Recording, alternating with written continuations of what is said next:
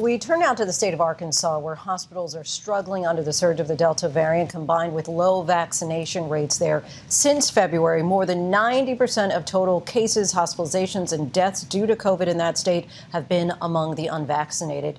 Joining us now is Dr. Cam Patterson, chancellor of the University of Arkansas for Medical Sciences. Doctor, thanks so much for joining us. Tell us about the current situation in your hospital system in terms of how much space you have remaining for COVID-19 patients, and also what's different about the COVID-19 patients that you're seeing now compared to the patients that you saw a year ago. Well, our hospital is full. We've got 3 additional COVID-19 units that we have opened up to accommodate patients who are having complications of COVID-19 severe enough to be hospitalized. This is worse than it has ever been. And the Delta variant is behaving very differently than the variants that circulated earlier a year ago. A year ago, our average patient age was over age 60. It was usually someone with multiple other medical problems. Now our average age here in the hospital is 40. And many of these are patients who don't have other medical issues. We have pregnant moms who've been infected. Sadly, we've lost some babies. And at Arkansas Children's Hospital, our doctors today are seeing 22 kids who are in the hospital with COVID-19. Over half of them are vaccine eligible. None of them have been vaccinated. The youngest is 5 weeks old. You're also dealing with staffing shortages and burnout. 17% of your nursing positions are currently vacant. How's your staff doing? How's this phase of the pandemic really impacting them? Well, this has been going on for a long time, and there's a lot of fatigue. There is a lot of apprehension. There is some degree of frustration and anger because we're now dealing with what is a preventable problem, right? The vaccine prevents severe COVID-19 infections almost 100%. So this is an avoidable problem, and people are frustrated. It's important for us to point our frustration in the right direction, not at our patients, but at the people who are spreading medical misinformation that is causing people here in the state of Arkansas to make some poor choices. You've said that it will ultimately be vaccines that are the off-ramp for COVID-19, but your state has a vaccination rate of just over 40%. So what can be done on the community level to increase trust in the vaccine and encourage more people to get the shot? Well, we've got to realize that there are multiple reasons why people are not getting vaccinated. More African Americans are not getting vaccinated. That's driven largely by historical mistrust of the healthcare system that is understandable. So we have to work with community partners to overcome that historical mistrust. There are other groups of people, people who live in rural communities, people who are without a high school education. They're being influenced by misinformation that's being spread through Facebook and other venues.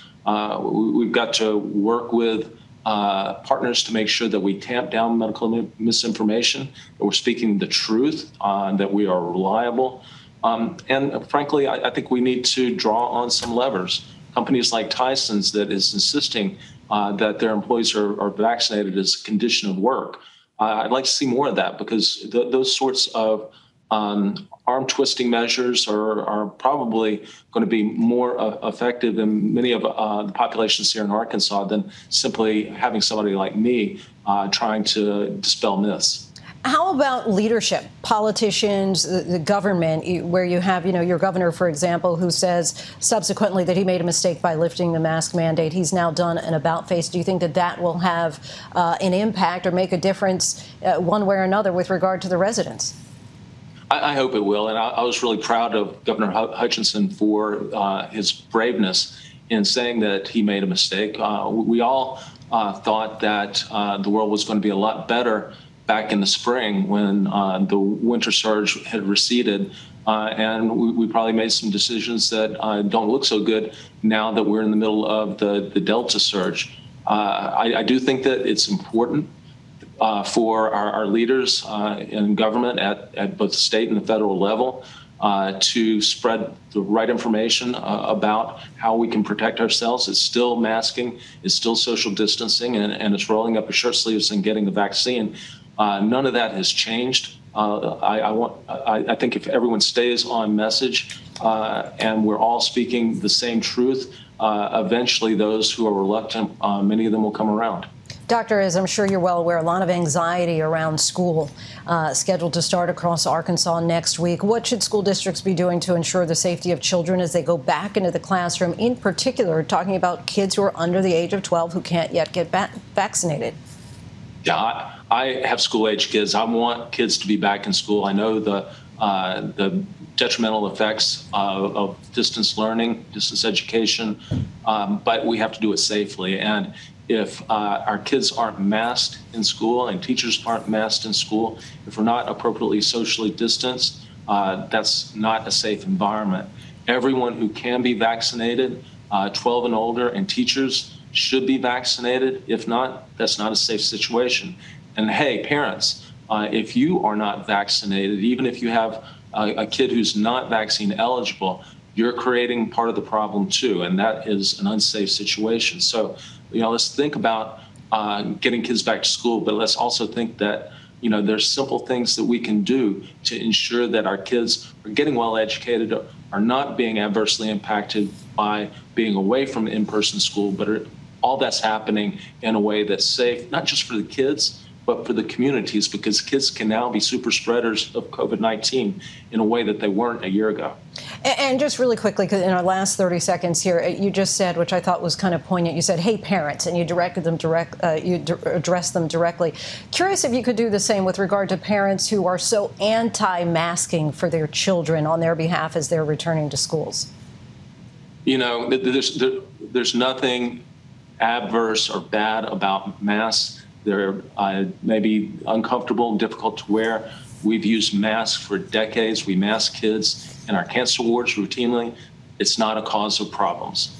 We've had 0 people hospitalized at UAMS from complications of masks or vaccines. I've got 67 people in the hospital with complications of COVID-19 infection right now.